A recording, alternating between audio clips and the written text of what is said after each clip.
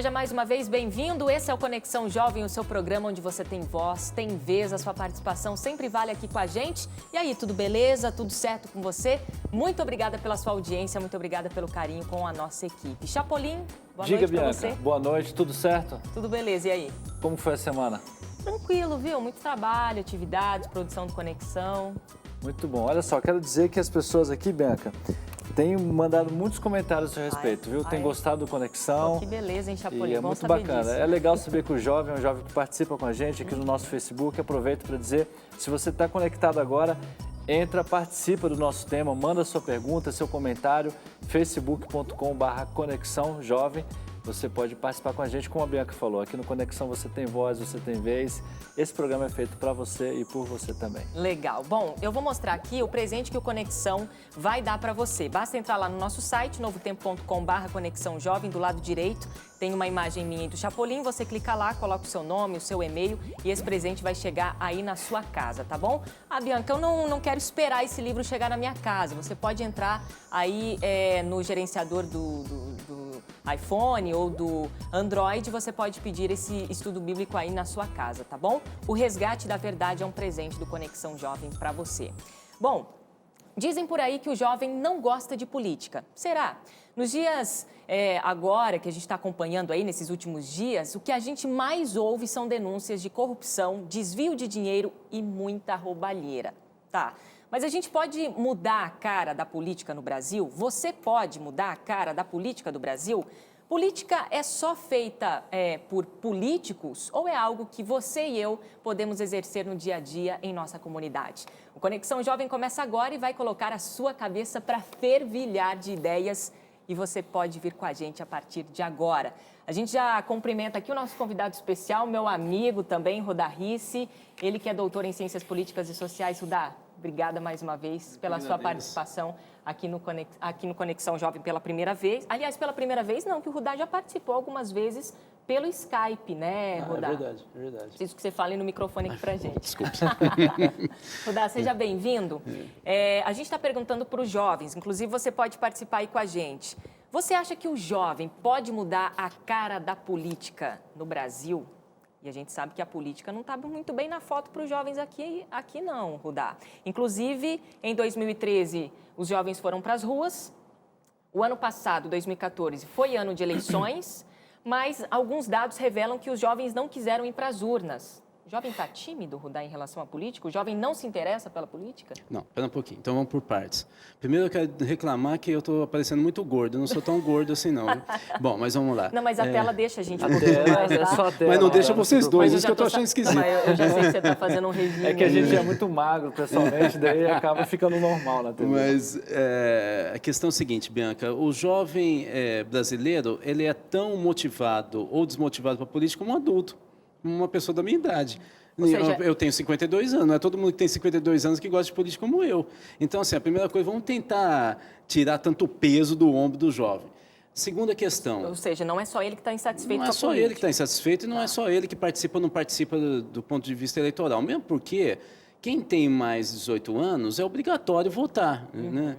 Os dados que nós temos de pesquisa é que se nós não tivéssemos eleição obrigatória, 50% a 60% dos brasileiros não votariam exatamente o índice de jovens 16 e 18 que não foram às urnas. Então, está dentro do padrão brasileiro.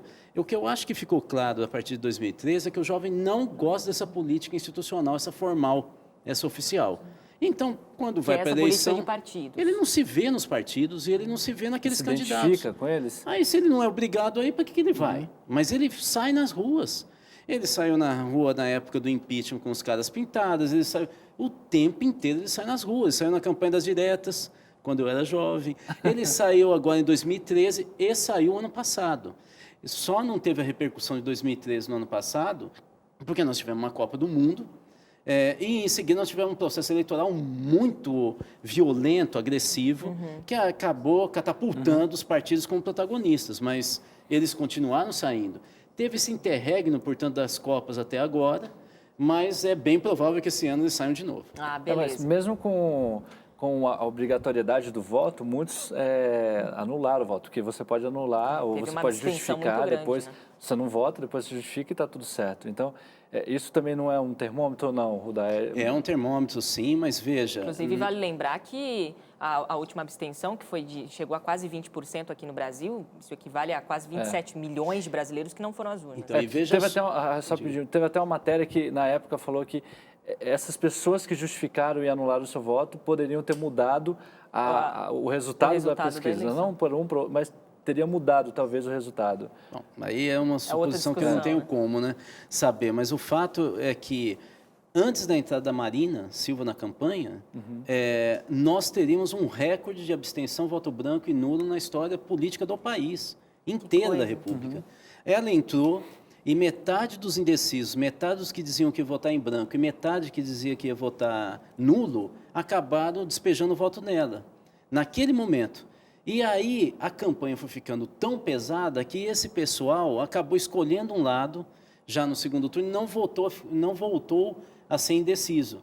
Mas foi uma questão conjuntural, porque do jeito que estava indo, é assim que a gente tem que ler, você percebia que, independente da idade, da classe social, uma massa imensa de brasileiros não percebia mais alguma vantagem no voto. Então, nós estamos com uma crise de representação política formal no Brasil profunda. E agora, talvez com essa história toda que nós vamos ver agora nos próximos anos, da lista do Janot, né? Eu acho que o desencanto vai ser ainda maior. Poderia até ser uma crise de identidade política, mais ou menos? Assim, é uma crise de identidade política, não é necessariamente uma crise social. O que eu quero dizer, basicamente, é o seguinte, que a sociedade mudou, ela é muito mais fragmentada, ela é muito mais parecida com uma rede social mesmo, né? Que a gente se liga a um grupo e também está ligado a outro, depois eu saio daqui, vou ali e tal, do que era antes, que é aquela coisa que a gente continua no nosso bairro e a gente é do bairro tal, né? É da família tal. Isso quebrou um pouquinho nos últimos 10 anos e os partidos continuam como do século XIX. Então, é como se a gente estivesse tentando colocar uma massa totalmente diferente, da mesma forma que a gente fazia o pão há 2 séculos. Não vai dar certo. Entendi. Só para contextualizar, o Rudá falou lista do Janot devido à Operação Lava Jato aí, onde Rodrigo Janot está colocando todo mundo aí na lista negra, né, da corrupção aqui no Brasil. Bom, você está participando aí com a gente através das redes sociais, está aparecendo aí na sua tela, facebook.com/Conexão Jovem Chapolin. Tem aqui um comentário muito bom, viu, Bianca? Olha só, o Vinícius de Oliveira, Rudá, ele fala o seguinte, vamos lembrar que foi a força, ele até menciona algo que você falou ainda agora, a gente pode até comentar daqui a pouquinho sobre isso. Vamos lembrar que foi a força dos jovens que derrubaram a ditadura militar e que no ano retrasado, quando a juventude foi às ruas, conseguimos mudar a decisão do governo de aumentar as tarifas, das tarifas do transporte, né? Os jovens têm força, sim, para mudarem a cara do Brasil, mas enquanto estivermos mais preocupados em mudar o status do Face, o Brasil continuará a afundar. Aqui não vale para a gente, porque a gente tem que atualizar o nosso status aqui, porque as pessoas vão mandando comentários, viu, Bianca? Mas, Rudá, é o seguinte, com o lance das diretas já que você comentou em 84, você era garotão ainda, né? Ninguém vai acreditar, mas eu já fui jovem. O movimento dos caras pintados na década de 90, né? E você acha que antigamente, então, esses fatos que aconteceram no passado, eles demonstram que o jovem era mais engajado naquela época e hoje nem tanto? Não, vamos pegar historicamente bem rápido. Olha só, durante o regime militar, você vai ver como que vai mudar. Aquele jovem lá, entre 17 e 25 anos, vários pegaram em armas. Outros ficavam ouvindo o Roberto Carlos. Então, a gente acha que todo mundo era engajado, mas olha só, estava super fechado em partido e na clandestinidade. Depois, quando você vai para a campanha das diretas, você vai ver quem lá, se você pegar os filmes. Você vai ver o Covas, o Ulisses, de novo partido. O Lula tal, mas já tem gente que não estava em partido no começo, mas quem comandava era partido. Aí você vai para o impeachment, para o cara pintada, já não tem mais partido. E aí aparece a UNE, a UEE, mas ainda é organização forte, aquela coisa central que tem direção. Já em junho de 2013 não tem nem partido mais. Então você vai vendo que aquela história dos manifestantes jovens era super fechado e endurecido, ele vai se diluindo pouco a pouco nessas manifestações. E o jovem pode ter a mesma idade, mas ele já tem outra cabeça, e ele vai partindo para essa cabeça que é do Facebook. Eu vou te ser sincero nessa pergunta do Vinícius, né?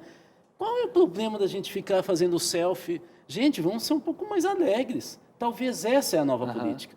É a política que uma hora eu tiro foto, eu posso falar, estou em dúvida, uma hora eu estou num grupo, outra hora eu estou no... Os partidos é que tem que se adequar a isso, a essa fluidez, a essa liberdade. É isso que eu ia perguntar, até uma política um pouco mais liberal, mais aberta a se adequar ao momento que a gente vive. Tem que ser uma política que dialoga com a sociedade, né? Uma política que seja horizontal e não vertical. E se a sociedade é móvel, dinâmica, o que eu acho é que os partidos são muito arrogantes.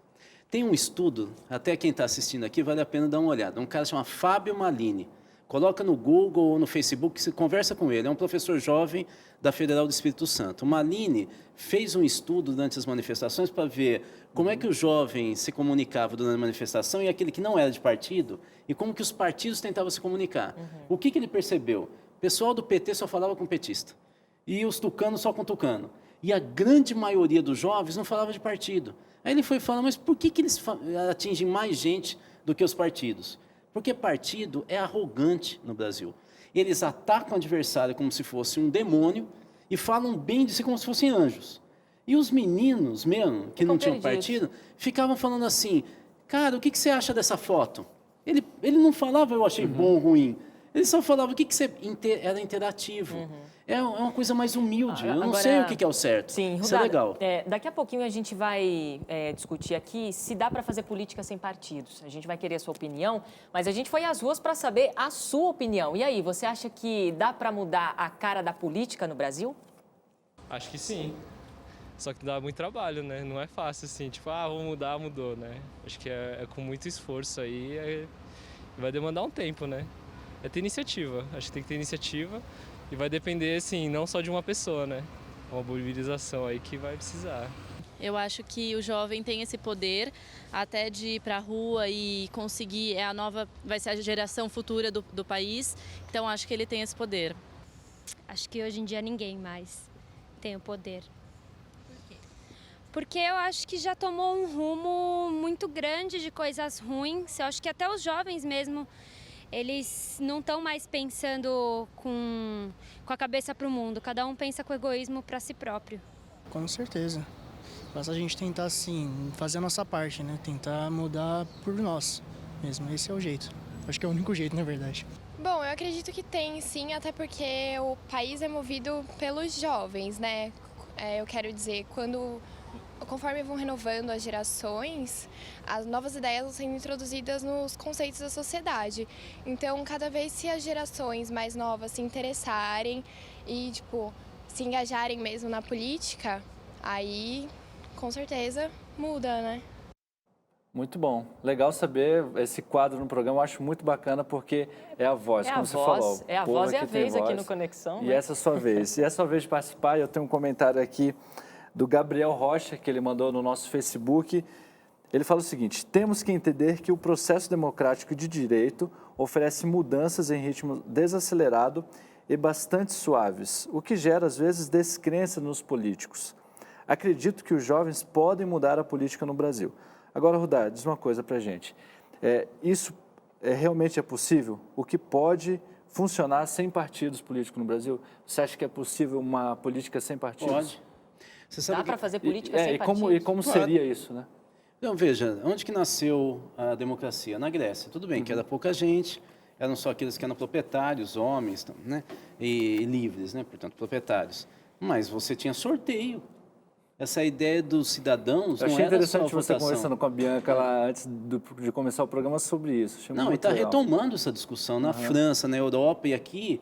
Durante as manifestações de junho, eu vi várias vezes, na hora de pegar e escolher a mesa que ia dirigir as assembleias, antes das manifestações, que teve em vários lugares do país, o pessoal sorteava, como se dissesse, todos nós somos iguais. Isso não é horizontal?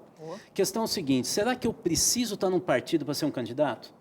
E se o pessoal do meu bairro, claro, aí é voto distrital misto ou não, se o pessoal do meu bairro quer que eu seja candidato, então, e eu represento mesmo, eu tenho que entrar num partido que eu não concordo com ele? Porque como é que é a eleição hoje? A gente não elege exatamente quem a gente está vendo que a gente gostaria. A gente elege depois que os partidos definem quem é que nós temos que votar. Precisamos desse meio caminho aí, dessa meia escolha. Qual é o problema? Os partidos nasceram no século XVIII. Será que a gente, depois no século XIX, tiver a estrutura que tem hoje? Eu não entendo porque tem gente que diz, não, democracia tem que ter partido. Mas por quê? Qual é a lógica? E eu não estou falando de anarquismo, não.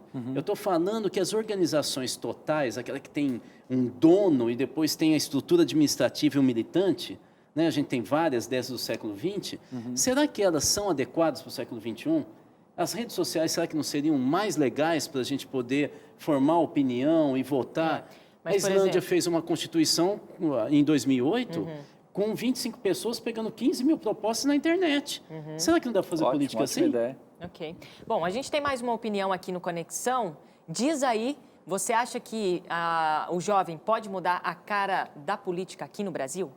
O jovem pode mudar a cara da política do Brasil quando entender que política é cuidar do bem-estar de um povo. Para isso, é necessário haver responsabilidade pelo que compartilhamos e desistir da ideia de que se tenho acesso à rede privada, eu não preciso me preocupar com a estrutura e o serviço oferecido pela rede pública. Não há necessidade de levantar a bandeira de partido.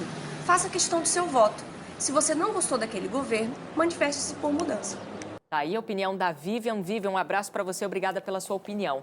Rudá, a gente estava falando de política funcionar sem partido. Você acha que isso um dia pode acontecer aqui no Brasil? Eu acho que pode, mas teria que mudar a lei. Teria que ter uma reforma política para a gente ter uma nova estrutura, porque não é porque não tem partido que vai virar então uma bagunça. Tem que ter uma estrutura legal, uma forma de construir a opinião coletiva. Teria que mudar a lei. Muito bem. Bom, o pessoal pode ir participando aí com a gente vai para um breve intervalinho, mas, é claro, você pode já mandar aquela mensaginha dando a sua opinião, né, Vou estar aqui esperando, viu, Bianca? Já tem alguns comentários que a gente vai ler, mas daqui a pouquinho a gente vai. É só um intervalinho, não sai daí não, porque a gente volta falando um pouquinho mais a respeito da política. Você é engajado na política? Você acredita na política? Então participa com a gente.